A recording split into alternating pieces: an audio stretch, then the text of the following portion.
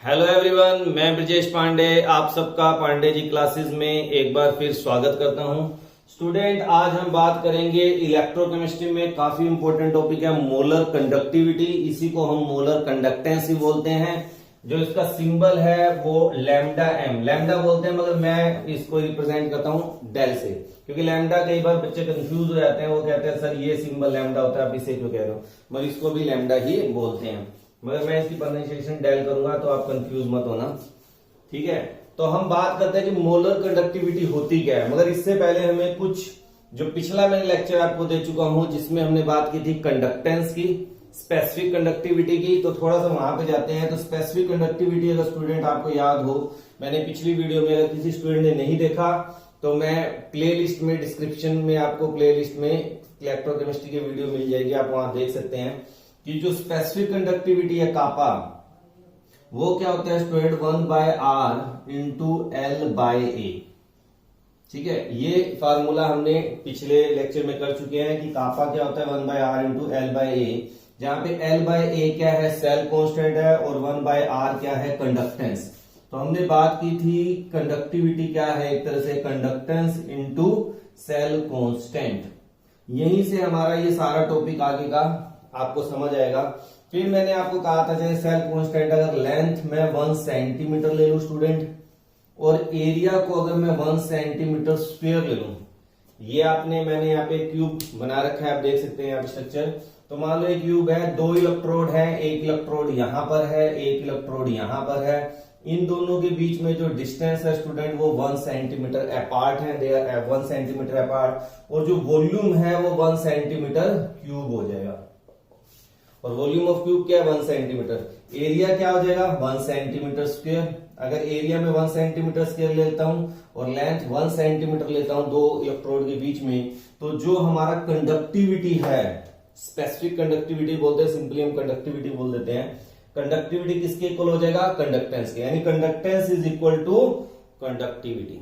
मगर इसके अंदर जो हम सॉल्यूशन ले रहे हैं, मान लीजिए मैंने 1 ml सॉल्यूशन लिया इलेक्ट्रोलाइट का, तो जो हमारी कंडक्टिविटी है स्पेसिफिक कंडक्टिविटी। और अब ये जो इलेक्ट्रोलाइट हम जो सॉल्यूशन ले रहे हैं, ये सपोज कर लीजिए आपका 1 मोल है, और अगर मैं 1 ग्राम मोल इलेक्ट्रोलाइट यहां पे ले लेता हूं, सपोज करिए मैंने यहां पे 1 ग्राम मोल इलेक्ट्रोलाइट ले लिया, 1 ग्राम मोल इलेक्ट्रोलाइट ले लिया, तो उस टाइम पर जो आपकी स्पेसिफिक कंडक्टिविटी है स्टूडेंट, वो किसके इक्वल हो जाती है, मोलर कंडक्टिविटी के इक्वल हो जाती है।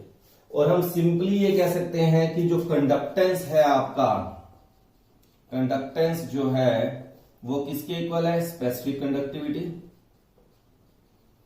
या सिंपली आप इसे कंडक्टिविटी वर्ड भी बोल सकते हैं।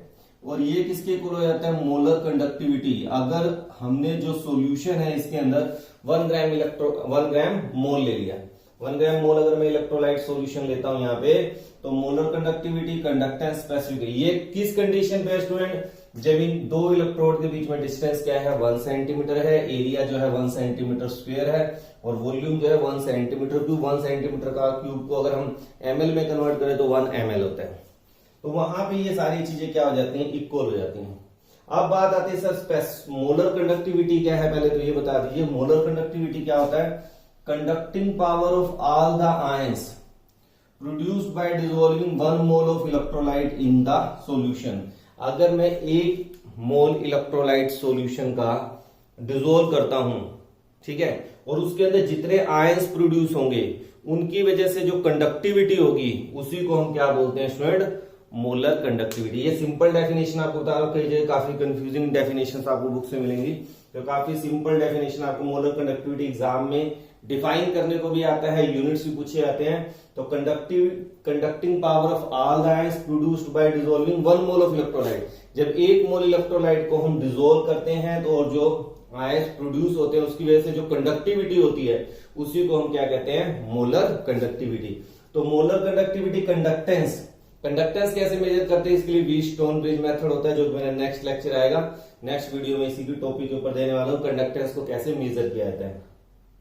तो यहां तक मेरे ख्याल से आपको समझ आ गया। मोलर कंडक्टिविटी का जो फार्मूला स्टूडेंट हम अप्लाई करते हैं वो क्या है, मोलर कंडक्टिविटी डेल एम कापा इंटू 1000 अपॉन कंसंट्रेशन।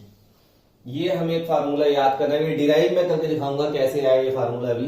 तो C क्या होता है, C को हम मोलैरिटी कहते हैं। C क्या है हमारा यहाँ पे, मोलैरिटी। तो कापा क्या होता है, सॉरी डेल M क्या होता है, मोलर कंडक्टिविटी, कापा इंटू 1000 अपॉन कंसंट्रेशन, या कापा इंटू 1000 अपॉन मोलैरिटी। अब आप कहेंगे सर ये फार्मूला कहां से आया, तो उसको हम समझते हैं कि ये फार्मूला कहां से आया। पहली बात तो ये चीजें आप समझ लीजिए, जो कंडक्टेंस है वो स्पेसिफिक कंडक्टिविटी के इक्वल होगा, मगर ये कंडीशन है कब, जब लेंथ होगा 1 सेंटीमीटर और एरिया होगा 1 सेंटीमीटर स्क्वायर।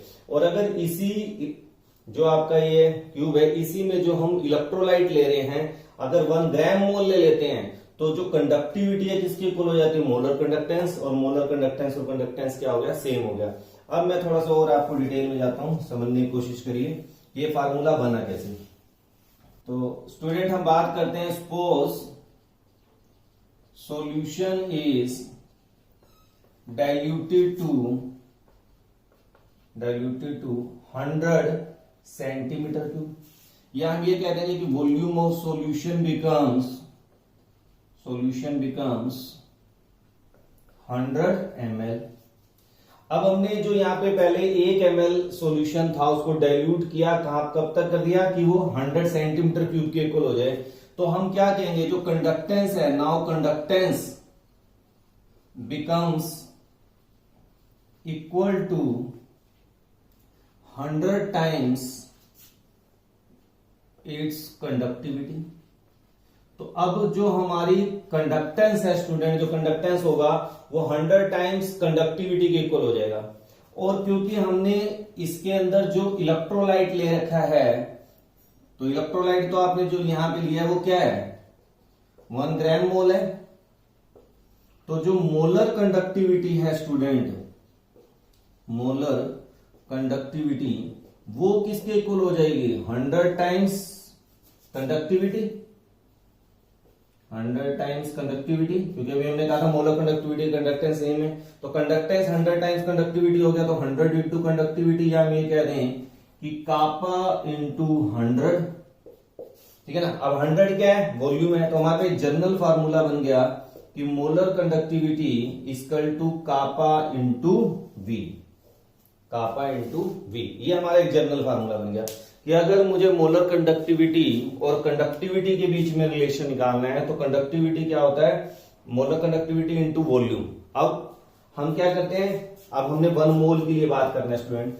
तो अब ये फार्मूला कहां से आया, del M equal to kappa into 1000 upon concentration, वो निकालते हैं, ये आ गया। अब हमें पता है जो कंसंट्रेशन है उसको हम मोलैरिटी में ले रहे हैं। मोलैरिटी क्या होता है स्टूडेंट, मोल्स पर लीटर, यानी m मोल्स आर प्रेजेंट इन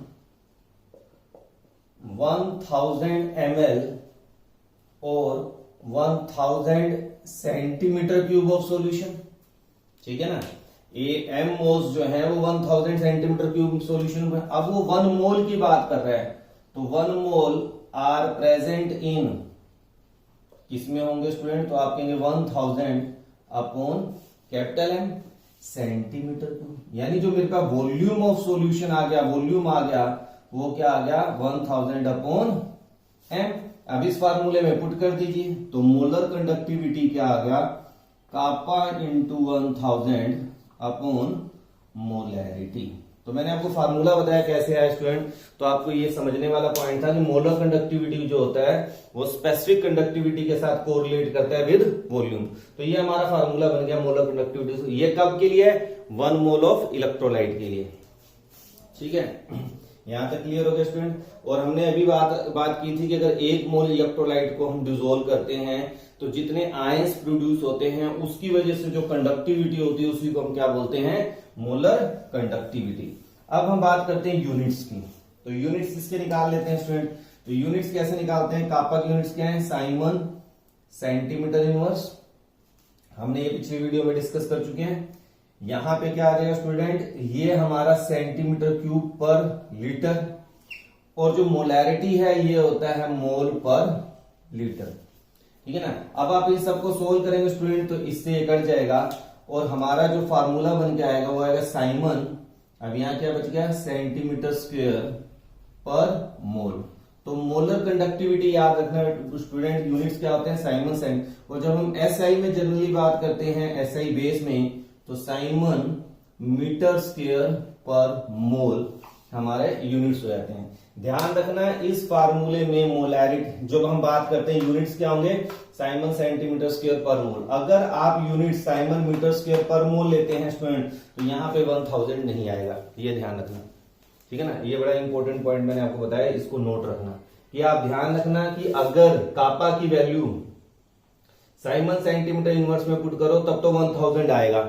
अगर आप कापा साइमन मीटर इनवर्स ले रहे हैं तो यहाँ पे 1000 नहीं लेना। ये बात आपने न्यूमेरिकल करते वक्त क्या करनी है, ध्यान रखनी है। अभी एक इस टाइप का न्यूमेरिकल भी है, वहां मैं आपको ये चीज क्लियर करूंगा। क्लियर है। अब हम इसके न्यूमेरिकल की प्रैक्टिस करते हैं कि एग्जाम में कैसे आता है। और आप अगर ध्यान से बोर्ड को देखें तो मैंने जो न्यूमेरिकल यहाँ मेंशन कर रखे हैं स्टूडेंट, तो हर एक न्यूमेरिकल सीबीएसई में एग्जाम में आ चुका है। ये कंपार्टमेंट में 2018 के अंदर लास्ट वाले में लिखना भूल गया, ये कंपार्टमेंट 2018 में आया हुआ न्यूमेरिकल। और ये न्यूमेरिकल कितना खास है आप सोचिए, 2008, 9, 13 3 साल एक ही न्यूमेरिकल डिट्टो लैंग्वेज आई हुई है। 2014 में यानी कि year wise year molar conductivity, इसी के बाद हम इक्विवेलेंट कंडक्टिविटी के न्यूमेरिकल करेंगे। इक्विवेलेंट कंडक्टिविटी इनके न्यूमेरिकल एग्जाम में आने की प्रोबेबिलिटी काफी ज्यादा रहती है। तो 1 बाय 1 करते हैं स्टूडेंट्स। फर्स्ट न्यूमेरिकल को देखते हैं। फार्मूले आपको मैं करवा चुका हूं। Electrical resistance of A column, resistance आपको गिवन है और आपको कंसंट्रेशन जो गिवन है वो है 0.05 मोलर। और रेजिस्टेंस कितना गिवन है स्टूडेंट, देखिए 5.55 10⁻³ ओम। यहां पे आपको लेंथ भी गिवन है और डायमीटर भी गिवन है। डायमीटर कितना गिवन है स्टूडेंट, डायमीटर गिवन है 1 सेंटीमीटर। तो रेडियस क्या हो जाएगा 1/2 सेंटीमीटर। और एरिया आपको गिवन है, सॉरी लेंथ गिवन है आपको 50 सेंटीमीटर। तो एरिया निकाल लेते हैं स्टूडेंट। एरिया कैसे निकालेंगे, πr²। अब पाई की वैल्यू क्या होती है 22/7 और रेडियस 1/2 है तो 0.5 का स्क्वायर। और इस पूरे को सोल्व करोगे स्टूडेंट, थोड़ी आपकी वीडियो ज्यादा लंबी चली जाएगी, मैं कैलकुलेशन पार्ट पे ध्यान दूंगा। तो ये क्या आ जाएगा, सारा सोल्व करके हमारा आ जाएगा 0.785 सेंटीमीटर स्क्वायर। तो आपका ये एरिया आ जाएगा। मेरे पास एरिया आ गया, लेंथ आ गया, रेजिस्टेंस आ गया। अब निकालना क्या है, कह रहा है calculate resistivity, kappa and molar conductivity. पहली बात हम रेजिस्टिविटी ले लेते हैं। रेजिस्टिविटी क्या होता है, resistivity equal to RA/L। Resistivity क्या होता है, RA/L। ये फॉर्मूले अगर किसी स्टूडेंट ने नहीं याद है तो पिछली वीडियो जरूर देखें आप, ठीक है ना। R क्या होता है, R आपको गिवन है 5.55 10⁻³। एरिया आपने ये निकाला है 0.785, लेंथ 50 सेंटीमीटर। और इस सबको सोल्व करेंगे स्टूडेंट तो आपकी रेजिस्टिविटी क्या आ जाएगी 87.135 ओम सेंटीमीटर। बेटा एक बात याद रखना, यूनिट्स लिखना मत भूलना, क्योंकि नंबर यूनिट्स के हैं। जो भी चीज निकालोगे यूनिट्स जरूर मेंशन करनी है। तो ओम सेंटीमीटर, अब कैसे है ओम सेंटीमीटर, ये क्या है ओम, एरिया सेंटीमीटर स्क्वायर और ये सेंटीमीटर, तो ये क्या आ गया सेंटीमीटर। ओम सेंटीमीटर हमारे पास रेजिस्टिविटी आ गई। अब हमें पता है कंडक्टिविटी निकालनी है। कंडक्टिविटी क्या होता है 1/रेजिस्टिविटी। अगर आपको रेजिस्टिविटी निकाली ली है तो 1/कापा। और अगर आप डायरेक्ट निकालना चाहें एक फार्मूला और होता है, कापा इक्वल टू 1/R/L/A।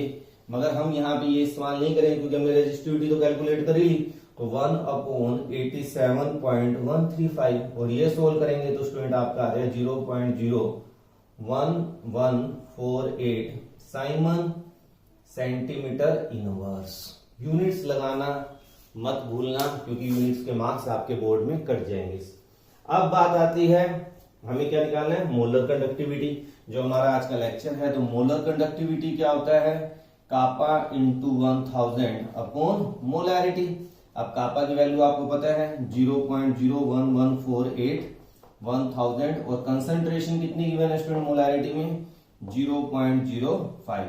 अब इस पूरे को जब आप सोल्व करेंगे स्टूडेंट तो आपका 229.6 क्या आ जाएगा आंसर आ जाएगा। यूनिट्स क्या होंगे, साइमन सेंटीमीटर स्क्वायर पर मोल। मैंने अभी आपको यूनिट्स समझाया था, यूनिट्स लगाना मत भूलिए, ये बड़ा ही इंपॉर्टेंट है। यहां तक देखिए अगर किसी स्टूडेंट को कोई डाउट हो रहा हो तो स्टूडेंट अब नेक्स्ट क्वेश्चन करते हैं। फर्स्ट क्वेश्चन हमने कर लिया है और बड़े सिंपल न्यूमेरिकल है, मगर हर बार आ रहे हैं सीबीएसई में, इसलिए आपको करने पड़ेंगे। तो मैं थोड़ी जगह बना लेता हूँ फर्स्ट न्यूमेरिकल क्योंकि हम कर चुके हैं। अब सेकंड देखते हैं स्टूडेंट। 2014 में एनसीईआरटी की पहली प्रॉब्लम भी एनसीईआरटी की थी, ये भी एनसीईआरटी है। तो मैं साथ के साथ आपको एनसीईआरटी से रिलेटेड जितने न्यूमेरिकल हैं उनको भी सोल्व करवा रहा हूँ। ये न्यूमेरिकल थोड़ा सा हट गया है, बच्चे कंफ्यूज होते हैं। यहाँ पे दो बातें करके, केस फर्स्ट है और केस सेकंड है, दो केस हैं स्टूडेंट इस न्यूमेरिकल के अंदर। पहले क्वेश्चन पढ़ लेते हैं। मैंने वो बहुत बड़ा न्यूमेरिकल था तो स्टार्टिंग की वेट डाटा नहीं लिखा। वो कह रहा है 0.01 मोल पर लीटर केसीएल सॉल्यूशन दिया हुआ है और उसका रेजिस्टेंस दे दिया 100 ओम। तो पहला केस है 0.1 मोल पर लीटर केसीएल सॉल्यूशन है और इसका रेजिस्टेंस आपको दे दिया 100 ओम। अब वो कह रहा है ये दोनों सेम सेल लेंगे हम। यहाँ पे खास बात ये है कि सेम सेल है। सेल सेम होने का मतलब होता है स्टूडेंट की सेल कांस्टेंट यानी L/A की वैल्यू क्या होगी, फिक्स होगी। बस ये बात ध्यान रखना। If the resistance of the same cell filled with, अब दूसरा इसी सेल के अंदर हमने इस सॉल्यूशन को हटाकर 0.02 मोल पर लीटर का केसीएल सॉल्यूशन डाल दिया और रेजिस्टेंस क्या हो गया, 520 ओम हो गया। तो कह रहा बताओ इसके लिए कापा की वैल्यू क्या है और मोलर कंडक्टिविटी क्या है। अब स्टूडेंट हमें पता है कापा का फार्मूला क्या होता है, 1/R L/A। मेरे पास क्या नहीं है, L/A, रेजिस्टेंस तो पता है 520। तो अगर मैं L/A निकाल लूं तो कापा आ जाएगा और कापा आ जाएगा तो आपको पता है मोलर कंडक्टिविटी क्या होती है, कापा इंटू 1000 अपॉन कंसंट्रेशन। कंसंट्रेशन कितनी है, ये 0.02। तो अब हमारा मेन इस न्यूमेरिकल में जो क्वेश्चन बनता है वो बनता है सेल कांस्टेंट। L/A की वैल्यू निकालना। कैसे निकालेंगे, यहां से। यहां मेरे पास रेजिस्टेंस है, कंसंट्रेशन भी गिवन है, तो हम कैसे निकालें यहाँ पे बेटा देखो। और यहाँ पे एक लास्ट में आपको लाइन और गिवन है। गिवन क्या है, कापा फॉर 0.1 मोल पर लीटर। यहाँ पे कापा की वैल्यू भी गिवन है। कापा कितना गिवन है, 1.29 साइमन पर मीटर। अब यहां आपको रुकना पड़ेगा क्योंकि मैंने जो फार्मूले में 1000 लिया है ये साइमन पर मीटर है, तो मुझे साइमन पर सेंटीमीटर करना पड़ेगा, तभी मैं 1000 ले सकता हूं। अगर आप मीटर में लेके चलते कोई दिक्कत नहीं, यहाँ 1000 नहीं लेंगे। बस ये ध्यान रखना, मगर इजी रहेगा कि हम इसको सेंटीमीटर में कन्वर्ट कर लें। तो 1.29 साइमन, अब एक मीटर में कितना होता है, 100 इक्वल टू 1.29 10⁻²। आपका कापा है साइमन पर सेंटीमीटर, ठीक है। अब ये मेरे पास कापा की वैल्यू आ गई। अब मेरे पास रेजिस्टेंस कितना है, 100 है। रेजिस्टेंस कितना है, 100 है। तो कापा क्या होता है स्टूडेंट, 1/R L/A। तो L/A क्या हो जाएगा, कापा इंटू आर। कापा क्या है, 1.29 10⁻²। और 100 को हम क्या लिख सकते हैं, 10⁻²। तो ये आपका आ गया 1.29 सेंटीमीटर। अब मैंने इसको सेंटीमीटर में कन्वर्ट कर लिया स्टूडेंट। यही खास बात है क्योंकि हमने इसको सेंटीमीटर कर लिया। ये क्या है हमारा 1/R, तो ये सारा सोल्व करके आपका क्या आ जाएगा 1.29 सेंटीमीटर। अब क्या करोगे, ये मेरे पास L आ गया, यहाँ पे हम डाटा पुट करेंगे। कापा क्या निकलेगा 1/R। 1/R की वैल्यू क्या लोगे, 520 इंटू 1.29। अब इसको सोल्व कर लीजिए, आपकी जो वैल्यू आ जाएगी स्टूडेंट का वो क्या आ जाएगी 0.00248 साइमन सेंटीमीटर इनवर्स। और अब मुझे मोलर कंडक्टिविटी निकालनी है, तो मोलर कंडक्टिविटी क्या हो जाएगी 0.00248 इंटू 1000 और कंसंट्रेशन कितनी है 0.02। अब आप इसे सोल्व करेंगे स्टूडेंट तो 124 आपका क्या आ जाएगा, आंसर आ जाएगा। यूनिट्स लगाना मत भूलना, साइमन सेंटीमीटर स्क्वायर पर मोल। तो अगर आप पॉइंट्स ध्यान रखेंगे स्टूडेंट, अगर आपने एक छोटी सी गलती कर दी कि इसको सेंटीमीटर में कन्वर्ट नहीं किया, ठीक है ना, तो समझ लो आपका सारा न्यूमेरिकल गलत हो जाएगा। क्योंकि मैक्सिमम स्टूडेंट फार्मूले में कापा इंटू 1000/C ही लेके चलता है। अब थर्ड न्यूमेरिकल देखते हैं कि इतना सिंपल न्यूमेरिकल यानी सीबीएसई पॉइंट ऑफ व्यू से जो बच्चा तैयारी कर रहा है तो बहुत ज्यादा उसे टेंशन लेने की जरूरत नहीं है, क्योंकि न्यूमेरिकल काफी इजी आते हैं। कोई बहुत डिफिकल्ट न्यूमेरिकल सीबीएसई नहीं देती है। उसका एग्जांपल आपके सामने है 2008, 9, 13 3 साल एक ही न्यूमेरिकल बार बार रिपीट हुआ है। वो कह रहा है conductivity of 0.2 molar, molarity they the 0.2, KCl है 290, इसको कोई लेना नहीं, कंडक्टिविटी की दी है, कापा क्या है 0.0248, वो कह रहा है मोलर कंडक्टिविटी निकाल दो, तो बस 0.0248 इंटू 1000 और ये क्या है 0.2, ये सारा सोल्व करोगे स्टूडेंट 124 साइमन सेंटीमीटर स्क्वायर पर मोल आपका क्या आ जाएगा आंसर आ जाएगा। तो कितना इजी न्यूमेरिकल आप देख सकते हैं, 2 मार्क्स में 3 बार 3 ईयर में आ चुका है। लास्ट का कंपार्टमेंट में आया हुआ है, इसमें क्या मोलैरिटी दे रखी है 0.01 molar, the conductivity of 0.01 molar solution of acetic acid 298 के लिए। अब यहाँ पे भी कापा गिवन है, क्या गिवन है 1.65 10⁻⁴ साइमन सेंटीमीटर इनवर्स, सेम वही फार्मूला आपके पास है मोलर कंडक्टिविटी का, तो 1.65 10⁻⁴ इंटू 10⁻3 0.01 10⁻⁻2 मान लो इसे, ठीक है। ये 10⁻⁻2 ऊपर गया तो 10⁻5 हो गया, ये सारा सोल्व करके क्या आ गया 10 आ गया, तो आपका आंसर क्या आ जाएगा 16.5 साइमन सेंटीमीटर स्क्वायर पर।